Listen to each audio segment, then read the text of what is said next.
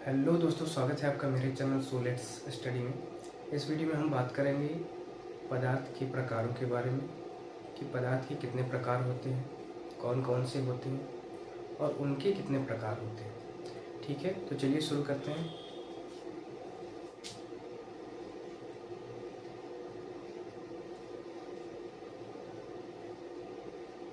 तो दोस्तों, पदार्थ किसे कहते हैं? कोई भी वस्तु जो स्थान घेरती हो तथा जिसमें द्रव्यमान होता है पदार्थ कहलाता है। क्या कहते हैं दोस्तों? कोई भी वस्तु जिसमें द्रव्यमान होता हो, जो स्थान घेरती हो, उसे क्या कहते हैं? पदार्थ कहते हैं। अब बात करें पदार्थ के प्रकार की। पदार्थ के कितने प्रकार होते हैं? तो पदार्थ के प्रकारों को हम दो रूप से विभाजित करते हैं। पहला होता है आपका भौतिक रूप से,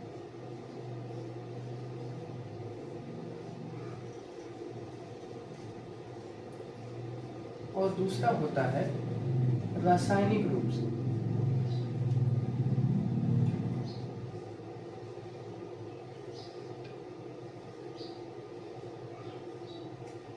पदार्थ के प्रकारों को हम दो रूप में विभाजित करते हैं। पहला है भौतिक रूप से और दूसरा है रासायनिक रूप से।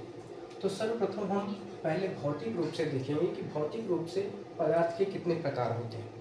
ठीक है, तो भौतिक रूप से पदार्थ की अवस्थाएं। भौतिक रूप से पदार्थ की 5 अवस्थाओं को हम जानते हैं।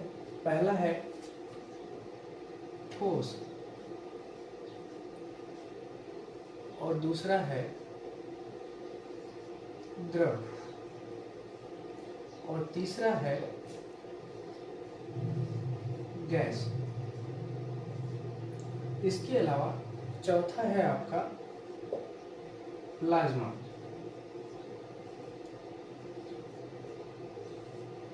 और पांचवा है आपका बीईसी। ठीक है, भौतिक रूप से आपकी कितनी अवस्थाएं हो गई? 5। पहला है ठोस, दूसरा है द्रव, तीसरा है गैस, चौथा है प्लाज्मा और पांचवा है बीईसी। ठीक है, ये जो 3 अवस्थाएं हैं आपकी, ठोस, द्रव और गैस, इन्हें हम मूलभूत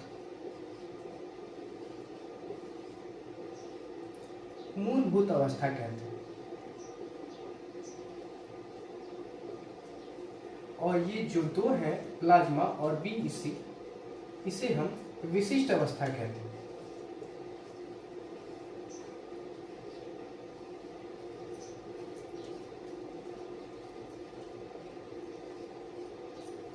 ठीक है, ठोस, द्रव, गैस, इनको हम मूलभूत अवस्था कहते हैं, फंडामेंटल है ये। और प्लाज्मा और बीईसी ये एक विशिष्ट अवस्था है, क्योंकि ठोस, द्रव, गैस जो है वो मूल है, लेकिन प्लाज्मा और बीईसी इनको खोजा गया बाद में। ठीक है, बीईसी जो है वो बोस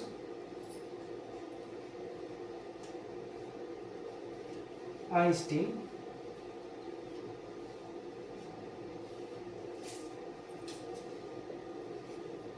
कंडेंसेट कहते हैं। ठीक है, बीईसी यानी बोस आइंस्टीन कंडेंसेट, क्योंकि ये बोस और आइंस्टीन ने मिलकर इसे खोजा था, इसलिए इसे क्या कहते हैं? बीईसी। ठीक है, ये तो हो गया आपके भौतिक रूप से पदार्थ की अवस्थाएं।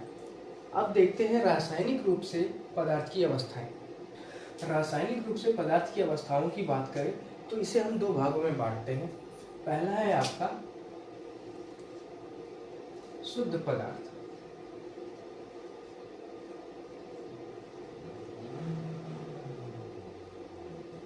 और दूसरा है आपका अशुद्ध पदार्थ।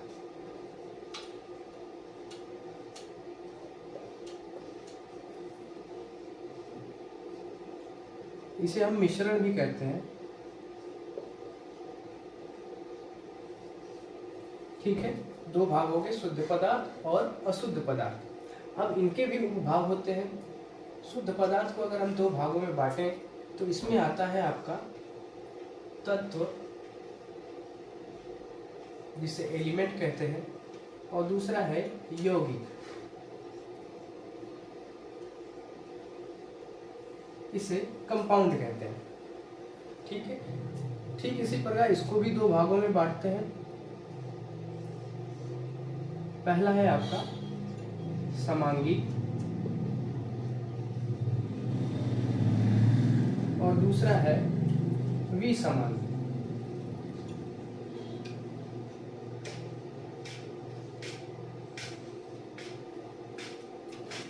ठीक है। अब इन तत्वों को भी हम उपभागों में बांटते हैं, जिसमें से आपका पहला है धातु,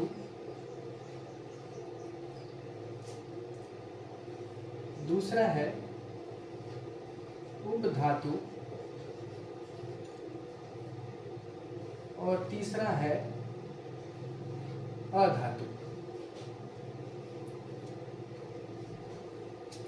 ठीक उसी प्रकार यौगिक को भी हम बांटते हैं दो भागों में। इसमें आता है आपका कार्बनिक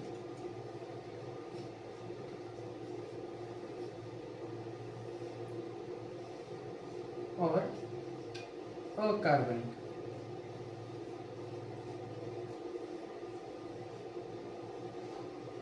तो ये रहे आपके रासायनिक रूप से पदार्थ की अवस्थाएं, जिसमें से आप दो भागों में बांटेंगे, पहले शुद्ध पदार्थ और अशुद्ध पदार्थ। शुद्ध पदार्थ को दो भागों में बांटते हैं, इसमें आता है तत्व और यौगिक।